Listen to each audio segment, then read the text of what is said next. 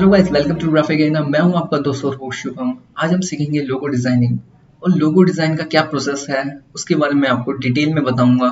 और प्रिंसिपल्स के बारे में हम बात करेंगे, कौन कौन से प्रिंसिपल्स आपको अप्लाई करने चाहिए अपने लोगो के अंदर। चलिए शुरू करते हैं। एक इफेक्टिव लोगो बनाने के लिए 5 प्रिंसिपल्स को आप फॉलो करें। पहला है सिंपल लोगो होना चाहिए, ज्यादा डिटेल्ड नहीं होनी चाहिए उसके अंदर। आपने ध्यान दिया होगा जितने भी बड़े ब्रांड हैं उनके बहुत सिंपल लोगो हैं। सेकंड प्रिंसिपल है मेमोरेबल। लोगो ऐसा होना चाहिए कि आपको देखते ही उस लोगो की माइंड में छवि छप जाए। जैसे मैं आपको अभी ऑडी या एप्पल का लोगो बोलूंगा सोचने के लिए, एकदम आपके माइंड में वो चीज़ आ जाएगी। वो लोगो इतने सिंपल है और मेमोरेबल भी। थर्ड प्रिंसिपल है एप्रोप्रिएट। लोगों को देखते ही आपके बिजनेस से एक कनेक्शन उसका बनना चाहिए। देखिए, हर लोगों के पीछे एक थॉट प्रोसेस होता है जो बिजनेस को उस लोगो से कनेक्ट करता है। फोर्थ प्रिंसिपल है रिसाइजेबल। आपका लोगो वेक्टराइज हो ताकि उसे कितना भी स्केल करें वो कभी पिक्सलेट ना हो। फिफ्थ प्रिंसिपल है टाइमलेस। लोगो का डिज़ाइन इस टाइप से हो ताकि 20 साल के बाद भी अगर हम उस लोगो को बाकी लोगों से कंपेयर करें तो वो आउटडेटेड ना लगे। तो इन 5 प्रिंसिपल्स को आप ज़रूर फॉलो करें अपने नेक्स्ट लोगो में। लोगो डिजाइनिंग प्रोसेस में सबसे पहला पार्ट ब्रीफ का है। अभी हम किसी कंपनी का लोगो नहीं बना रहे हैं, आप लोगों को सिर्फ समझाने के लिए मैं एक डमी लोगो बनाऊंगा और प्रोसेस हम उसी तरीके से फॉलो करेंगे जैसे हम किसी इंडस्ट्री के लिए लोगो बना रहे हैं। हमें एक इलेक्ट्रिकल कंपनी के लिए लोगो बनाना है जो इलेक्ट्रिकल गुड्स सेल करती है और उन्हें एक सिंबॉलिक लोगो चाहिए। सेकेंड पार्ट रिसर्च का है। रिसर्च में हम उनकी इंडस्ट्री से रिलेटेड लोगो सर्च करेंगे ताकि हमें डायरेक्शन मिल जाए और इलेक्ट्रिकल इंडस्ट्री की लेटेस्ट डिज़ाइन ट्रेंड्स पता लग सके। Third process is concept. मतलब किसी सिंबल से आप कुछ ऐसा डिपिक्ट करवाना चाहते हैं जो उनके बिजनेस से रिलेटेड है या उनके बिजनेस का कोई स्ट्रॉन्ग पॉइंट उस सिंबल के थ्रू शो हो रहा है। Fourth is sketch. जब आपका कॉन्सेप्ट रेडी है तो आपको एक स्केच फॉर्म में क्लाइंट को ड्राफ्ट देना होगा। वो आपके ऊपर है कि आप कितने कॉन्सेप्ट सोच पाते हो और उसके अकॉर्डिंग आप स्केचेस बनाते हो। Fifth is vectorise. जब आपका स्केच भी फाइनल हो जाए तो हम उसे वेक्टराइज करेंगे किसी भी वेक्टर सॉफ्टवेयर में जैसे Illustrator, Corel Draw. And last sixth point is finalize. Finalize में जब आपका वेक्टर बन गया उसके बाद आपको उसके कलर डिसाइड करने होंगे, कलर स्वैच रेडी करना होगा और कौन सा फॉन्ट फेस यूज करना है उस लोगो के लिए। तो ये 6 प्रोसेसेस होते हैं लोगो डिज़ाइनिंग के अंदर। चलिए अब लोगो डिज़ाइन करते हैं। एक न्यू फाइल क्रिएट कर लेते हैं और उसका नाम हम ब्रांड के लोगो से रिलेटेड ही रखेंगे जो है थंडरबर्ड। साइज में विड्थ 2000 और हाइट भी 2000 रखते हैं और by default colour mode CMYK ही है जो कि परफेक्ट है लोगो डिज़ाइनिंग के लिए। Now press okay. देखिए, जो पहला स्टेप है लोगो प्रोसेस का कि हमें एक इलेक्ट्रिकल इंडस्ट्री से रिलेटेड लोगो बनाएंगे। ब्रीफ हमें पता है और रिसर्च मैंने ऑलरेडी कर ली है, कॉन्सेप्ट भी माइंड में है। हम डायरेक्ट फोर्थ प्रोसेस पे मूव करते हैं जो है स्केच। उसके लिए मैं टैबलेट यूज कर रहा हूँ, आप चाहें तो पेपर पेंसिल भी यूज कर सकते हैं। हमने स्केच बनाने के लिए ब्रश की सेटिंग सेट कर ली है।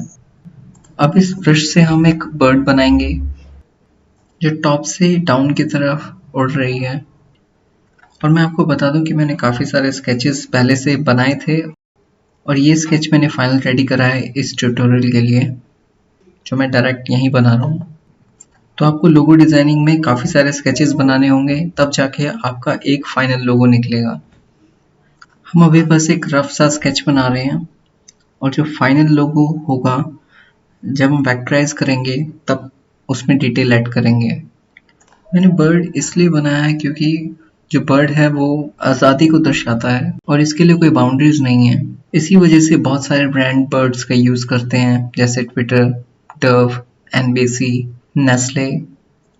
अब हम एक थंडर सिंबल बनाएंगे क्योंकि हमारे ब्रांड का नाम थंडरबर्ड है और थंडर सिंबल इलेक्ट्रिकल बिजनेस से रिलेट करता है। हम एक बोल्ट ऑफ लाइटनिंग क्रिएट कर रहे हैं।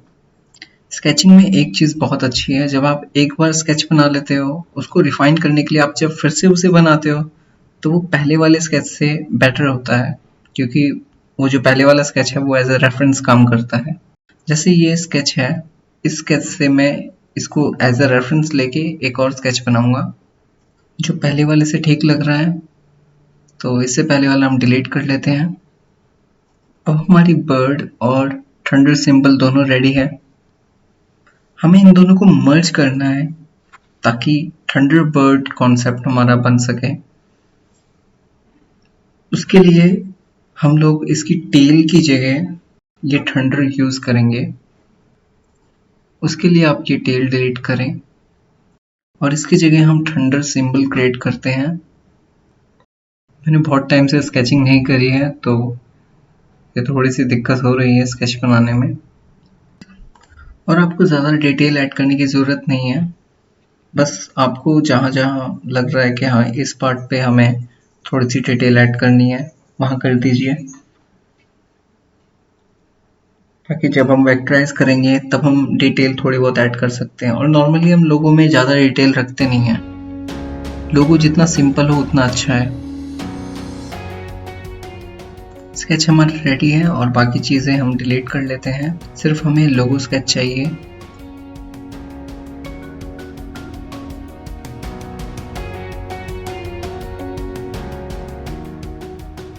इसको थोड़ा सा स्केल करके सेंटर में प्लेस करते हैं।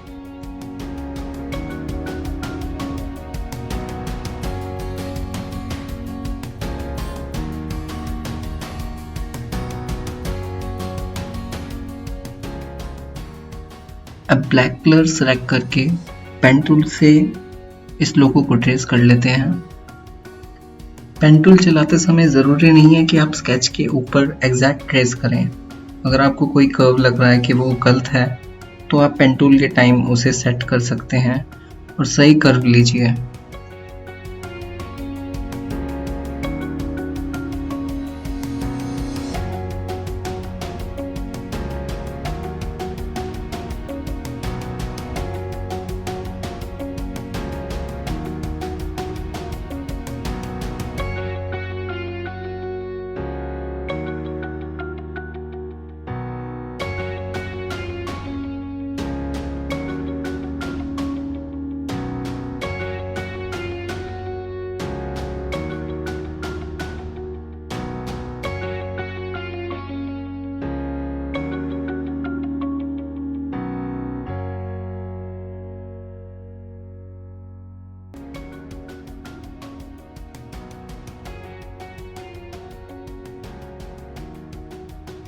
इस शेप की ओपेसिटी कम करिए ताकि आपको स्केच साफ दिख सके।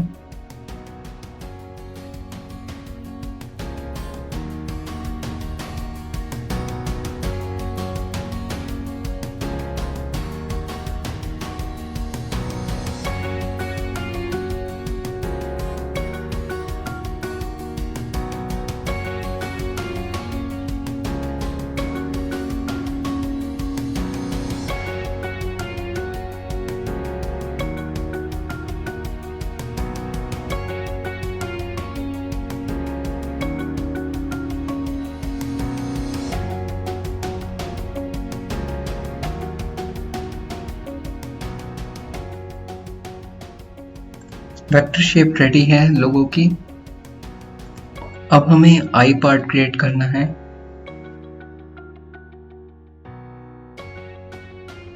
उसके लिए आप एक्लिप्स से आई क्रिएट करें। डिटेल हम बाद में ऐड करते हैं, पहले हम फेदर क्रिएट कर लेते हैं बर्ड का। लोगों को बनाते समय कभी भी जल्दबाजी ना करें, क्योंकि बहुत सारी ऐसी चीजें हैं जिसमें आपको टाइम डिवोट करना बहुत जरूरी है।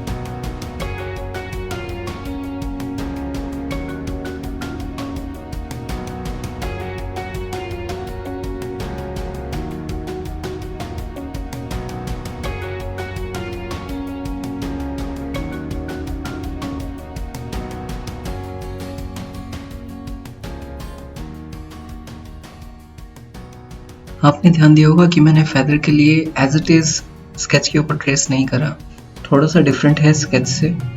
हमने थोड़ी सी डिटेल ऐड करी है फेदर के अंदर। हमारा फेदर भी रेडी है अब।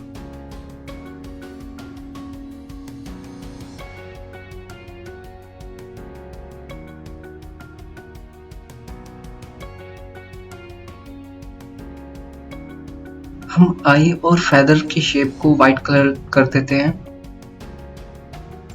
हमें इस पूरी बर्ड की शेप को एक सिंगल शेप में कन्वर्ट करना है। उसके लिए आप पाथ फाइंडर से डिवाइड करें।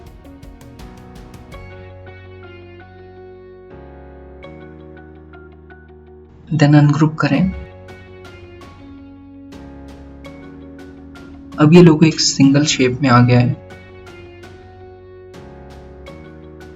अब हम इसकी आई क्रिएट करते हैं।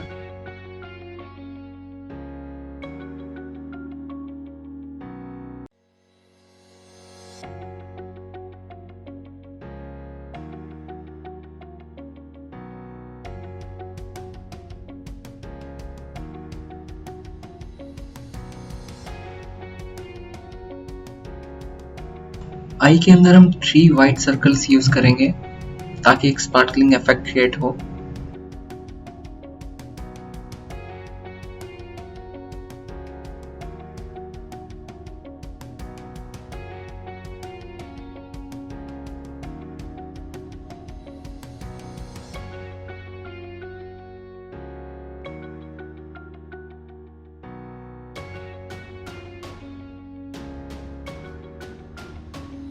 आई को भी हम सिंगल शेप लेयर में कन्वर्ट कर लेते हैं पाथ फाइंडर में डिवाइड के थ्रू।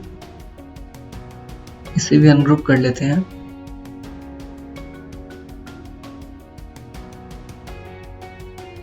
और एक्स्ट्रा पार्ट डिलीट कर दीजिए।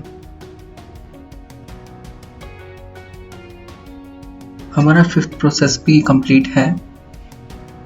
अब हम आ जाते हैं फाइनलाइज वाले स्टेप में। इस लोगो को फाइनलाइज करने के लिए एक कलर स्कीम हम तैयार करेंगे। इस लोगो के लिए मैं 2 कलर्स यूज करूंगा, एक येलो और एक ब्लैक, क्योंकि येलो कलर बहुत अच्छा कॉम्प्लीमेंट देता है ब्लैक कलर के ऊपर और ये थंडर वर्ड से भी बहुत रिलेट करता है। बर्ड के अंदर हम ग्रेडियंट ऐड करेंगे ब्लैक और येलो का। इसकी ओपेसिटी आप फुल रखें और ग्रेडियंट पैनल में कलर ऐड करते हैं।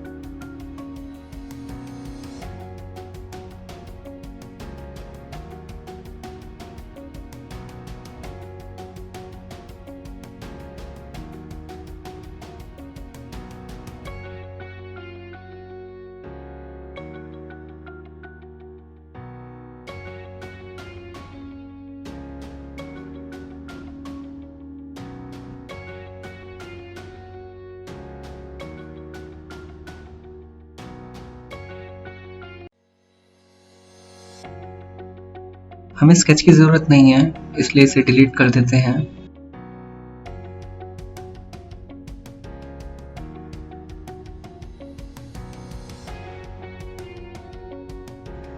इस लोगो का नेम टाइप कर लेते हैं थंडरबर्ड और फॉन्ट में इसका मॉन्स्ट्रेट रख रहा हूं। साइज इसका बढ़ा लीजिए।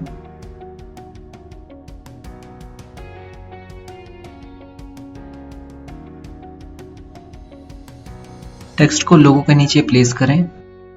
तो बर्ड पार्ट को हाईलाइट करने के लिए उसे बोल्ड कर देते हैं।